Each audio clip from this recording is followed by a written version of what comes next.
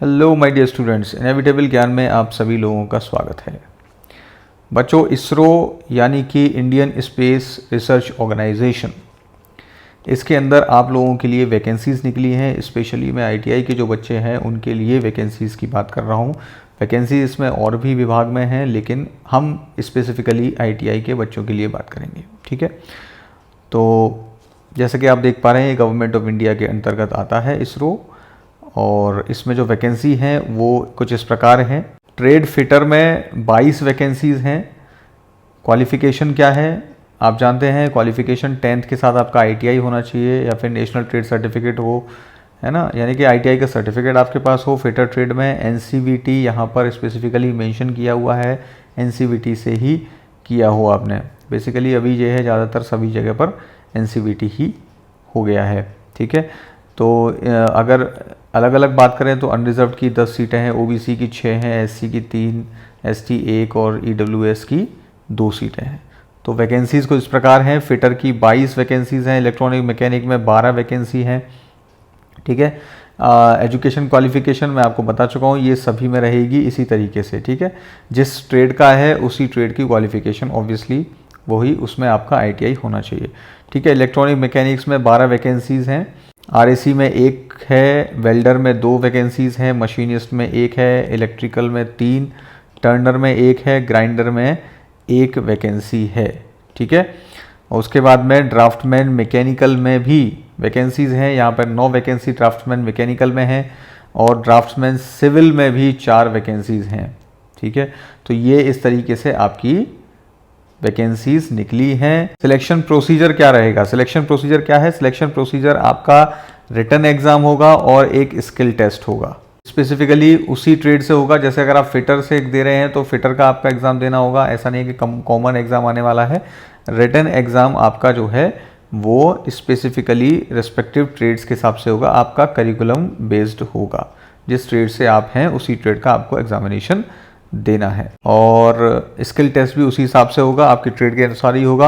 अब जैसा कि इसमें बताया गया है कि स्किल टेस्ट जो है वो प्योरली आपका गो नो गो बेसिस पे होगा।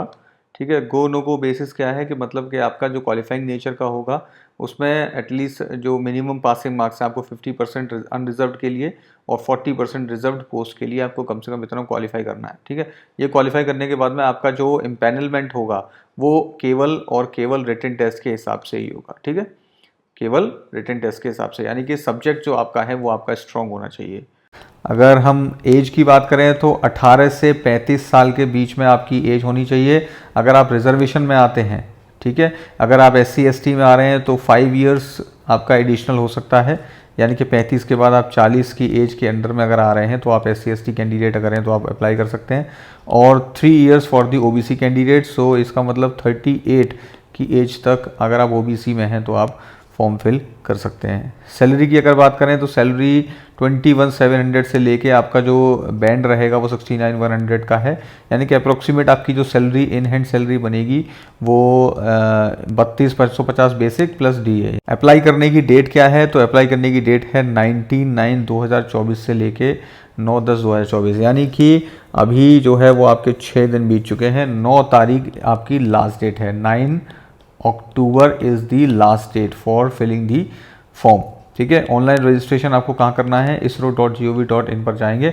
इसका भी जो लिंक है मैं आपको अभी प्रोवाइड कर दूंगा, कौन सा एग्जैक्ट लिंक आप ओपन करेंगे जिसमें कि आपको फॉर्म फिल करने को मिल जाएगा। एप्लीकेशन फ़ीस की अगर बात करें तो आपको 500 रुपये की इनिशियल फ़ीस लगेगी, जिसमें कि एक स्पेशल चीज़ क्या है कि अगर आप एग्जामिनेशन अगर आप देते हैं तो आपका क्या है, 100 रुपये हटाकर बाकी आपका रिफंड हो जाएगा, यानी कि 500 में से आपका 100 रुपया जो है वो नॉन रिफंडेबल है, और बाकी 400 रुपीज़ जो हैं वो आपके रिफंड हो जाएंगे अगर आप एग्जामिनेशन देने जाते हैं।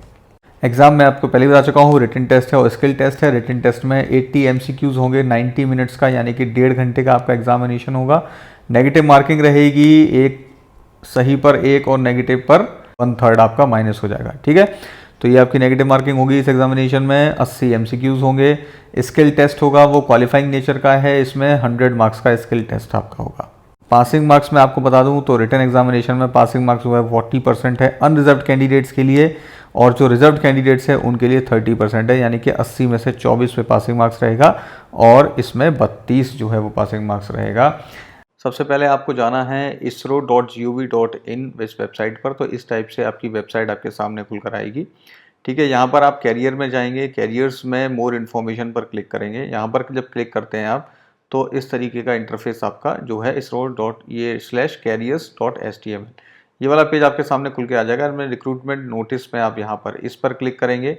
यहाँ जैसे ही आप क्लिक करते हैं तो उसके बाद आपके सामने ये पेज खुल कर आता है। ठीक है, यहाँ पर आप देखेंगे नीचे direct link to the advertisement is, तो यहाँ पर इस पर क्लिक करेंगे। यहाँ जैसे ही आप क्लिक करते हैं तो आपके सामने ये एडवर्टाइजमेंट का जो पेज है वो खुल कर आ जाएगा।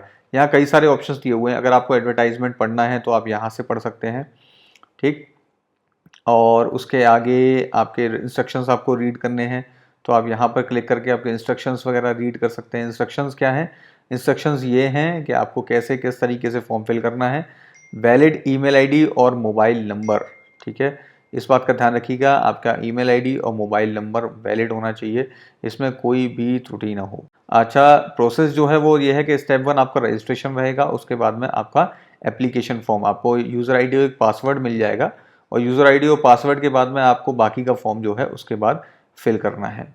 फोटोग्राफ कैसे अपलोड करना है, सिग्नेचर क्या अपलोड करना है, ये सारे स्टेप्स जो है वो आपको इस जगह पर मिल जाएंगे। ठीक है, तो सबसे पहले अब हम बात करते हैं कि जब आप इसको फिल करेंगे तो सबसे पहले रजिस्टर करेंगे। रजिस्टर करने के लिए यहाँ पर क्लिक करेंगे। जैसे ही आप इस पर क्लिक करेंगे तो आपके सामने ये इंटरफेस खुल के आ जाएगा। ठीक है, यहाँ पर सबसे पहले आपको यहाँ पर जिस भी ट्रेड में आपको एडमिशन लेना है, मतलब फॉर्म फिल करना है, यानी कि फिटर, इलेक्ट्रॉनिक मैकेनिक, RAC और वेल्डर, ये सारी जो ट्रेड्स हैं आप यहाँ से सिलेक्ट कर लेंगे अपनी।